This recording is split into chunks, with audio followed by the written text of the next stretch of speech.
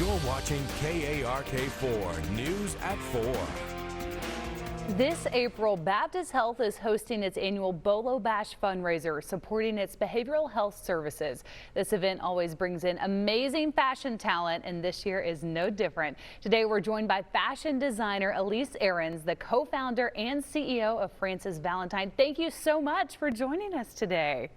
Thank you for having me. We're excited for you to come to Arkansas here in about a month. Looking forward to that for sure. But how did you get into fashion? What is driving your love for it?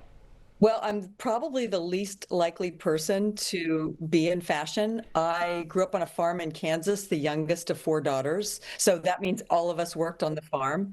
And my mother was a seamstress. She's an artist. She did all the costumes for our local community theater, and she took a subscription to Women's Wear Daily, which I would read every single day. I also had 3 older sisters who read fashion magazines, and we often went vintage shopping when we were younger in Wichita.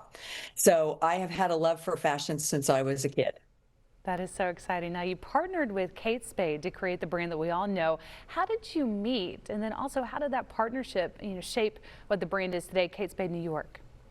Katie and I met our freshman year of college. We were 2 doors down from each other in the dorm. And the first day we met, we didn't really think we'd be friends because she was dressed very preppy and I was dressed in my New York garb because I'd just come back from a trip.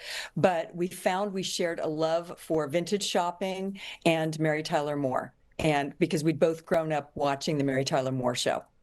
That is fun, a connection that ended up being a friendship and lasting.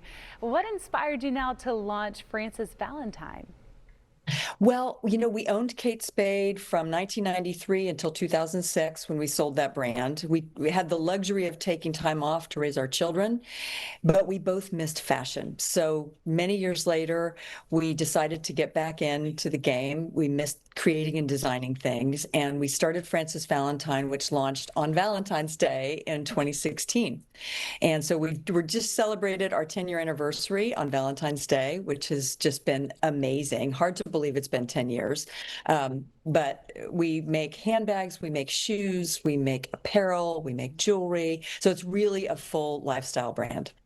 And a spring collection, any favorite pieces from this recent collection that you're excited to work on? I love everything. Yeah. What's unique about Frances Valentine are the joyful prints we use. So we utilize a lot of really beautiful florals. And my inspiration for design really comes from vintage pieces. So you'll notice really nostalgic silhouettes from the 60s and 70s, but they're made in more modern materials and with our own prints. So they're really beautiful. Our mantra is wear what makes you happy. And so, color really makes people feel good. And you tend to get a lot of compliments when you're wearing something you love. Wear what makes you feel good. I love that. I think that's great. You also have a book out. It's titled We Might Just Make It After All. What inspired you to write that? Well, many people watching might recognize that is from the theme song of the Mary Tyler Moore show growing up. And Katie and I were best friends basically our whole lives from the time we were 18 years old and started 2 businesses together. And it was, there were times when we really struggled. We were broke most of that time. And so the book really encapsulates not only, living in New York in the 90s and being very scrappy and starting entrepreneurship and starting 2 businesses together, but it's really a story about best friendship. And if you've got a girlfriend who you've got that relationship with and you have a best friend, this is the book to send to her because it's really a true story about best friendship. That's so exciting.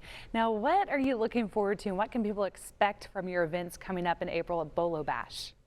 Well, I can't wait to visit Little Rock. I'm really looking forward to it. I found out about this about a year ago, and I've been super excited ever since, and I'm psyched that the time is almost here to be there.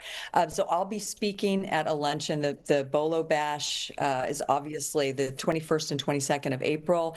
There's a cocktail party, the luncheon, and I'm really looking forward to partnering with Dillard's on this. So they have invited me to be their designer. And I'm really excited. A lot to look forward to. Tickets are still available. How can people get involved with you all for Bolo Bash coming up soon? They can go to the Baptist Health Foundation website and buy tickets there because there are still tickets available. Thank you so much for joining us today. Looking forward to having you in the natural state. You're from Kansas. We were talking earlier, and now you'll get to come back down and visit Arkansas again. I'm looking forward to it, and I'll see you all in April. Sounds great. Elyce, thank you so much. We'll be back with more after the break.